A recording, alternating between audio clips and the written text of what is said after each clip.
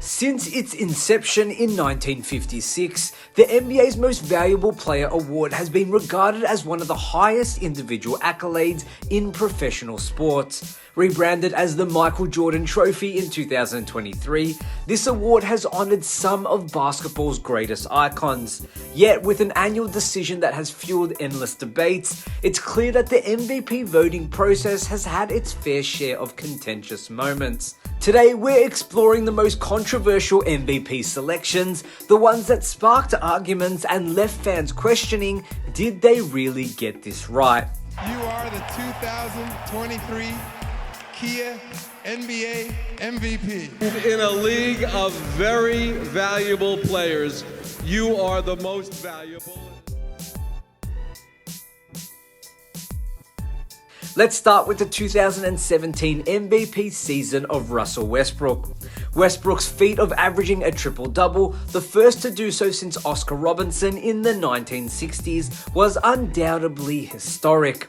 It captured the attention of fans and media alike, leading to an MVP nod that many argued he deserved on the basis of sheer individual brilliance. But here's the catch. While Westbrook's numbers were astronomical, the impact on team success was questionable. The Oklahoma City Thunder finished the regular season with a 47-35 record and fell in the first round of the playoffs. Critics pointed out that his pursuit of stats may have come at the expense of overall team cohesion. This MVP award seemed to prioritize personal milestones over team outcomes, sparking discussions on whether this type of season should be rewarded. Magic Johnson was no stranger to MVP awards. By 1990, he had already secured the honor twice.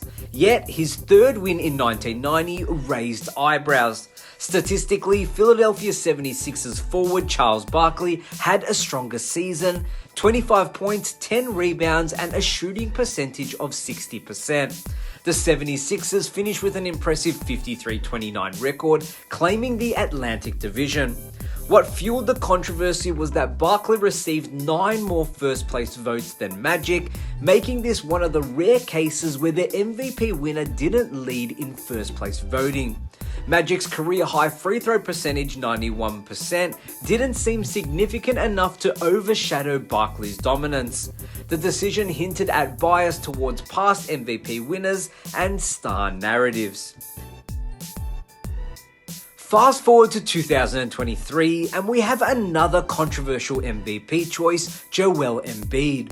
Embiid's journey to his first MVP was marked by immense personal growth, injuries, and frustration over past snubs.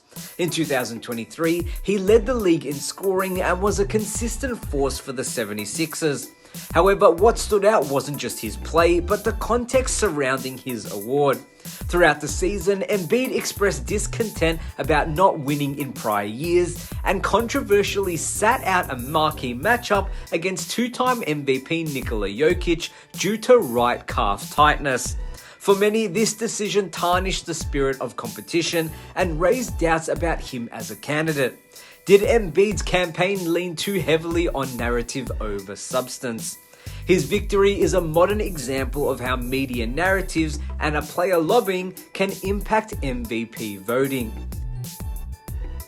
In 1981, Julius Dr. J. Irving won MVP in what was viewed by some as an award more reflective of his overall status in the game rather than the performance that season. While Irving's numbers were strong, Houston's Moses Malone seemed more deserving. Malone led the league with 14.8 rebounds per game and ranked second in scoring with 27.8 points. Most notably, he pushed his team to the NBA Finals, showcasing his value. Irving's MVP feels like a precursor to what we might call a career achievement award, an acknowledgement of cumulative greatness rather than dominance in a single season. This selection brings into question how much the MVP award should weigh on past achievements versus a singular year's impact. Bill Walton's 1978 MVP award is a unique case. Playing only 58 games, a number that wouldn't meet today's minimum eligibility criteria, Walton was still named MVP. His impact when healthy was undeniable as he led the Portland Trailblazers to a league-best 50-10 record before injuries derailed his season. Yet San Antonio's George Gervin, who played all 82 games and averaged 27 points, with career highs in assists and steals, was arguably more deserving. Walton's win is often seen as an example of how narrative and perceived value can trump availability. The what-if surrounding his career's trajectory adds to the mystique, but also the debate about whether he truly earned this accolade. Derrick Rose's MVP season in 2011 is both a tale of inspiration and contention. At just 22 years old, Rose became the youngest MVP in NBA history. His electrifying playmaking and leadership for a Bulls team that topped the Eastern Conference made him a fan favorite. But from an analytical standpoint, the choice is perplexing. Rose didn't make an all-NBA defensive team, whereas LeBron James, who was arguably more impactful on both ends, actually did. Statistically, LeBron outpaced Rose in nearly every key category, and Kobe Bryant and Dwight Howard also had compelling cases. In retrospect, Rose's MVP felt like an award for potential rather than actualized dominance, an acknowledgement of a rising star's influence rather than someone that was maybe deserving. Wes Unsel's 1969 MVP award is historic for making him one of only 2 players to win MVP and Rookie of the Year in the same season, alongside Wilt Chamberlain. However, his averages of 13.8 points and 18.2 rebounds raise questions even for that era.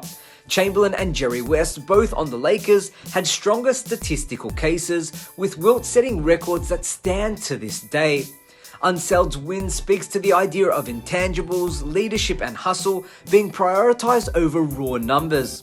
While important, this emphasis remains debated in MVP discussions. Bill Russell's 1962 MVP win optimizes the winner's bias in voting. Russell's impact as the leader of the Boston Celtics was unquestionable. However, his MVP victory that year is overshadowed by Wilt Chamberlain's jaw-dropping 50.4 points and 25.7 rebounds per game. Chamberlain played more minutes per game than there are in regulation, a record that still stands. While Russell is rightly celebrated as one of the greatest players of all time, this MVP win feels out of place given Chamberlain's once-in-a-lifetime season. Perhaps the most controversial MVP selection in recent memory is Steve Nash's 2006 win. While Nash posted impressive numbers, 18.8 points and 10.5 assists, he lacked defensive prowess. Meanwhile, Kobe Bryant was averaging an astonishing 35.4 points per game, including his iconic 81-point game. Bryant's season is one of the most prolific in NBA history. Critics argue that Nash benefited from the media's preference for good team players over singular scoring excellence. This choice ignited debates on what constitutes true value in MVP voting. What's the biggest motivating factor going into that series for you?